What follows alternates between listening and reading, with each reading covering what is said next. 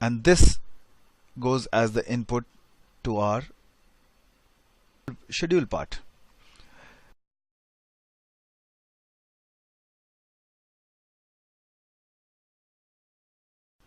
So now I have my demand, I have my work machines or work centers in which machines would work, and the work centers are actually classified by machine, assemble and finish.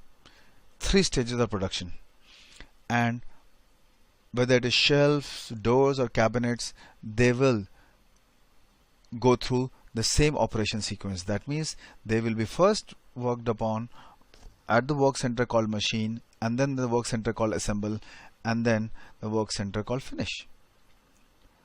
And what you can see right now could be interpreted as the most well balanced line, because the rate of production for all the 3 stages of production for all the products is same.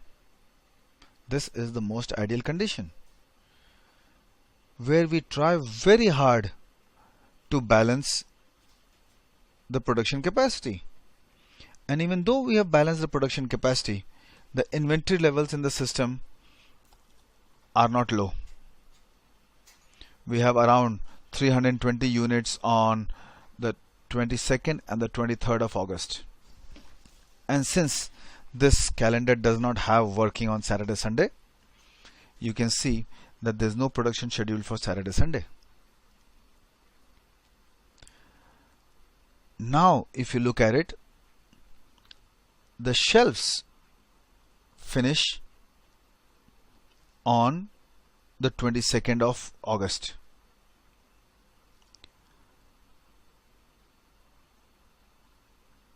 The cabinets and the doors are late.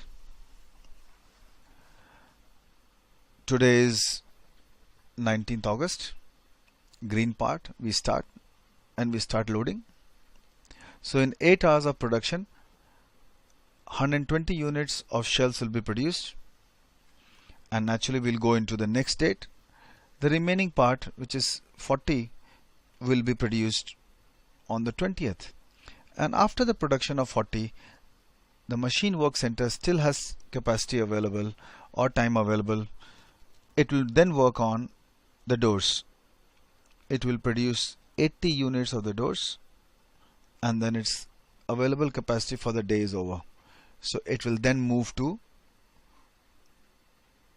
next date, where it will again work on the doors and produce another 80 units, and that would complete the total order batch of 160 units. And then the machine will go and start working on cabinet. The shelves which were processed in the full batch of 160 on the 20th get transferred to the assemble work center. On the assemble work center, the available time during the day gets utilized, and in that the shelf machine center can only produce 80 pieces.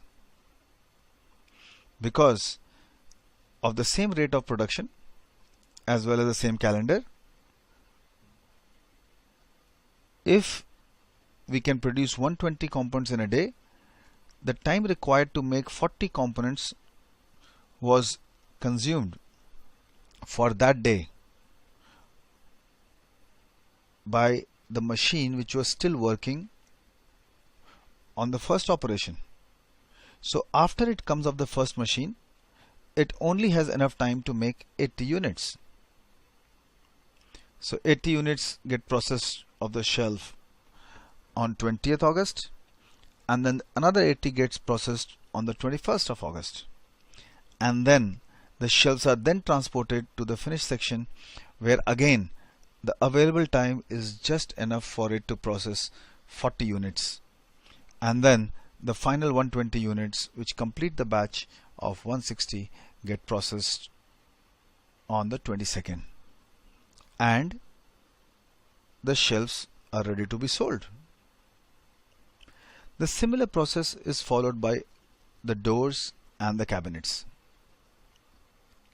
However, they can only be processed when the machine is free.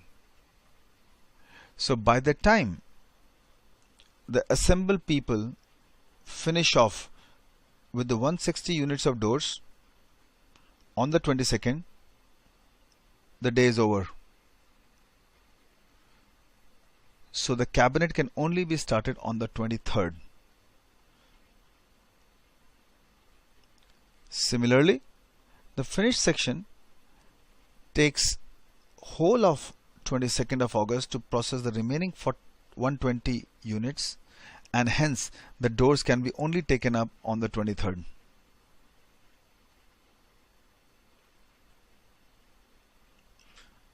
So here on 22nd the doors get finished, but when it comes to the finished section is busy working on the shelves.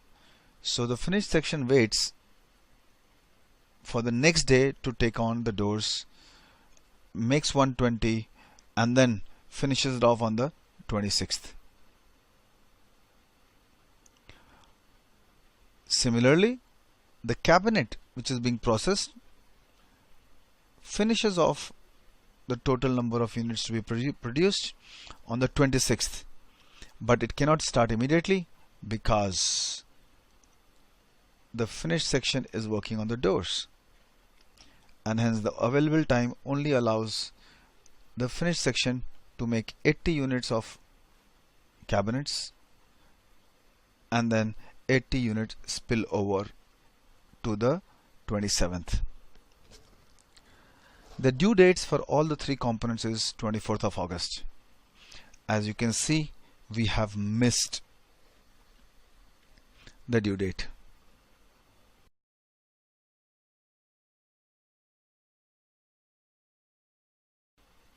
$160 was the quantity. The order quantity was converted into a work order quantity, and the work order quantity of 160 was moved from one station to second as and when the work got done.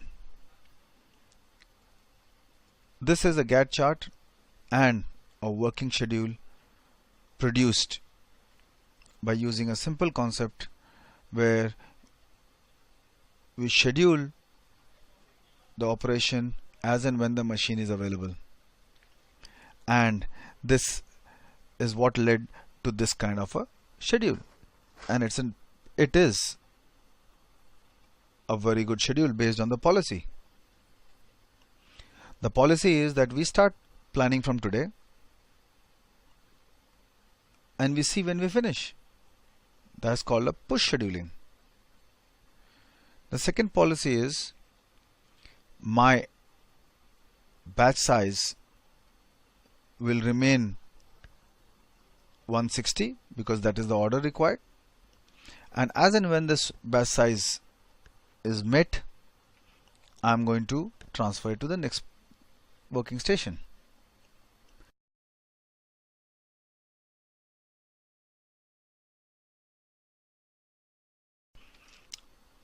Now this is where our due date is suffering, and let's look at this from another point of view.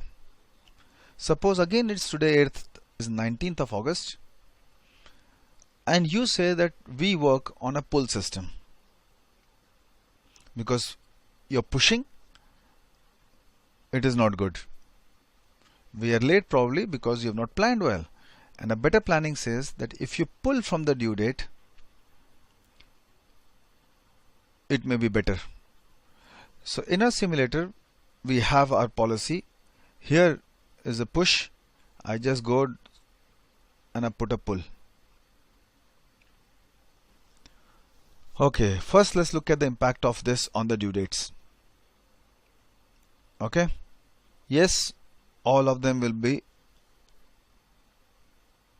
delivered on time, but hey, wait, today is the 19th of August and the schedule says I should have started on the 15th of August. How can I go back into time and start my schedule? So here a pull schedule actually generates a non-feasible solution. So if we have to work on a pull system, we should have a good control on our lead time to manufacture,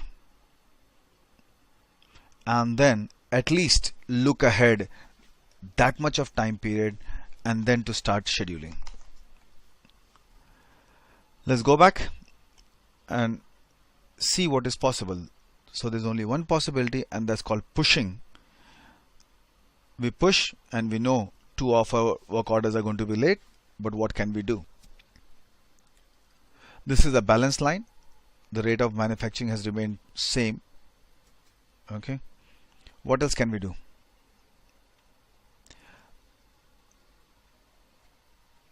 We saw that many places we mentioned that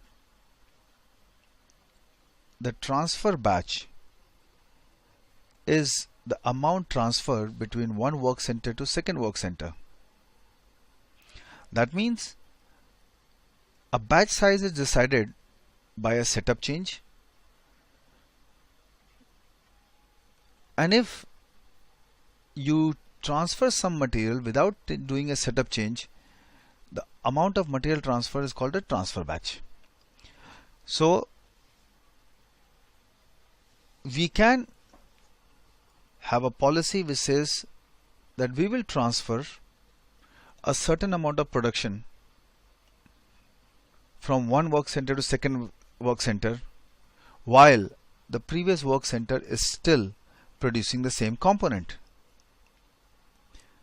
Now let us look at the same example in front of us and try and introduce the transfer batch concept. So I say here is a process. Right now transfer batch is equal to the batch size, the order batch size. I'm producing 15 units per hour. I said let me try and say that I shall transfer when 30 units of production have been done at work center. Wow, what is this? Suddenly all my orders on time. What does that mean?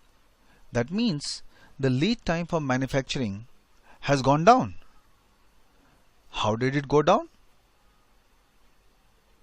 Because we decided to change a policy and reduce the total amount of material that is going to be transferred from one location to second.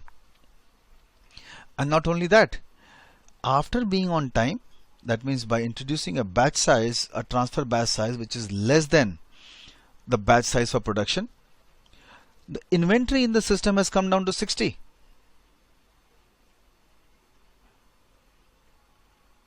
Let's get greedy. Why 30? Why not 15? Wow. Still we are on time, but the inventory in the system is just 30. Let's go to 10. Oh, we are still on time, and the inventory still goes down in the pipeline. Why are we beating around the bush?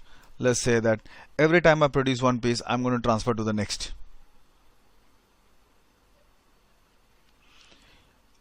This is nothing but called an assembly line. A single piece flow.